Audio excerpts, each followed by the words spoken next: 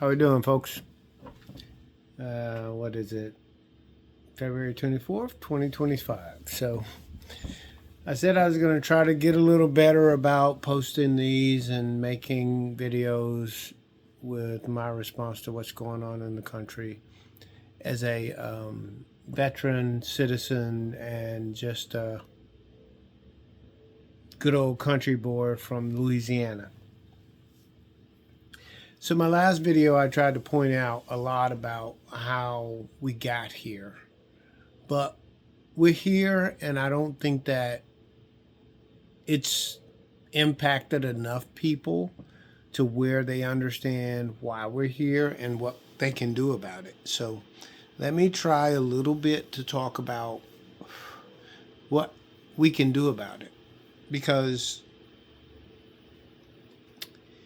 in the grand scheme of democracy, the republic, and the founding of this country and its constitution, I think that every person listening to me or watching media or looking at the spin needs to understand that the rule of the Constitution says there are three co-equal branches of government. Not one branch dictates to the other two, whether that's the judiciary, whether that's the executive, or whether that's the legislative.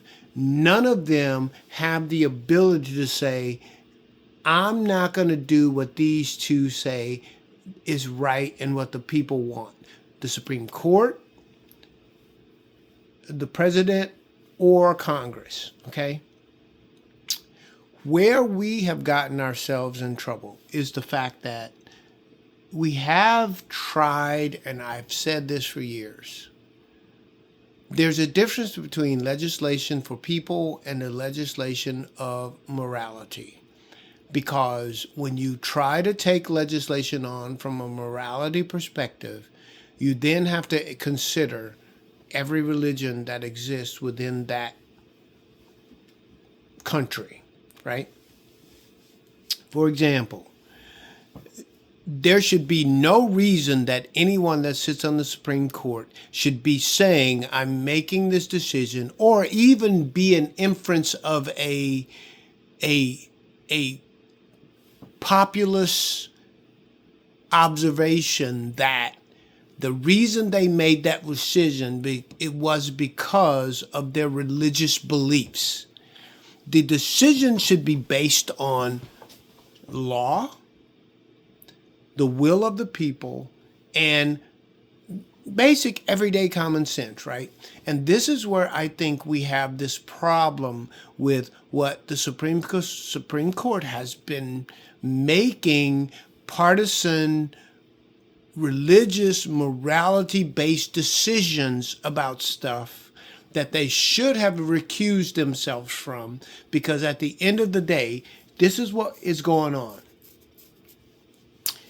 You've got the administration and the courts screaming states' rights. Okay? Let's just take states' rights as an example.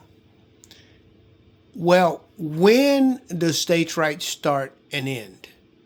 Because if you say, we're going to leave it to the states to figure all of it out, then states can say we support abortion. States say, or not abortion, I don't typically like to use that term, but I like to, female health care or women's health care, right? Whatever that entails, from mammograms to whatever they need, reproductive health care or female health care in general, which is very different from males. But we support that. The states get to decide how they want to do that. Okay, so when the state says, well, we support X, Y, and Z, then the federal government now apparently turns around and says, well, we don't support that, so now you need to listen to the federal government standard. Hold up. Wait a minute. I thought you said we had states' rights. So when do we break away from states' rights and federal rights? We want to use the government to do the things we want the states to do, but at the same time, we don't want to have the states have enough rights where they can say, well, What you want us to do is not in line with what most of our citizens want for the state. So we're not going to do that because what you want is based in your religious beliefs, based in your ideology, and not based in what the constituents of the states want. Boom. Okay. Well, okay. Well, you don't want to do what the federal government wants you to do on this one particular issue. Then we're not going to give you this. We're going to give you this. What the states say. The state should say, okay, well, fine. Take me to court, or, well, we won't send any money to the federal government. We'll just keep our money within our state. We'll keep our stuff over here.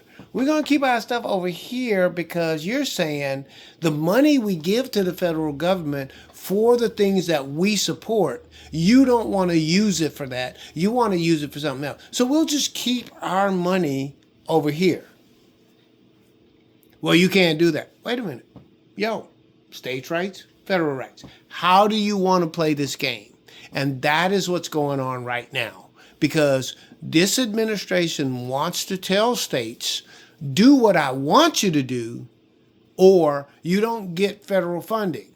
But what's so stupid about that is, wait a minute, you're saying to me, you won't give me federal funding based on the pot of stuff that we already pay into. So if I don't pay into it, I don't need you to give me those fundings back because I just kept it at my state. So you can go off and bully the other states who will believe that. Because at the end of the day, it's a collective. And this is the problem with what's going on with this whole administration's approach to burning down the House with all of the different agencies, which is amazing to me that they were so ignorant to how the country is structured, and maybe not ignorant. Maybe it's by design. Maybe they don't care. Maybe Melon Husk just feels like, you know what, I'm going to destroy this country because it gives minority people rights that I don't think they should have. And I want it to be like apartheid South Africa and the Nazi regime, because that's what he's working on. That's what he's trying to implement here in the U.S. His problem is states' rights.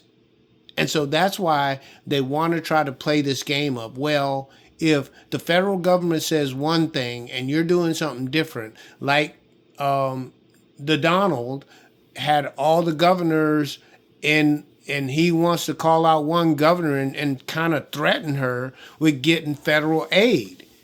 I'm glad she responded the way she did, because that's how you stand up to bullies. You tell them, okay, well, I'll see you in court, because what you're saying to me is actually illegal, and it's against the Constitution. It's against everything that we know about how this country is supposed to be founded. And if you want to do that dance, we can do that dance. So stay active, stay involved. Because at the end of the day, here's the thing that nobody's answered, and I'm glad it's starting to come out. How can you fire somebody and you're not in charge of them? That's what Melon Husk is sending out, all these stupid emails, all this BS communications across X. And that's the other thing I will tell people. Stop using X. Get off of X. Because you continuing to use that platform provides a level of legitimacy to him that platform does not deserve. Blue Sky, other avenues that are trying to communicate actual true facts about what's going on, you need to migrate to those. Facebook is still kind of neutral. They haven't put their thumb on the scale so far. They've taken away moderation and all that stuff, but they haven't said, oh, we're going to suppress the truth. So here, Instagram, but X and anything else to do with Elon Musk, I would move away from it, because you know that somebody's looking at the algorithm on the back end, and if it's contradictory to what they want the narrative to be, it's going to be suppressed. So that's my rant. I'm trying to stay under 10 minutes. It's 9:55. So love you. Peace out. take care of each other, and continue to fight. Because at the end of the day, I care about everybody because that's how I was raised. That's who I am. You don't have to, but I'm sure you got somebody that you care about that's being impacted by all of this BS and the shredding of the U.S. Constitution that's happening by this administration.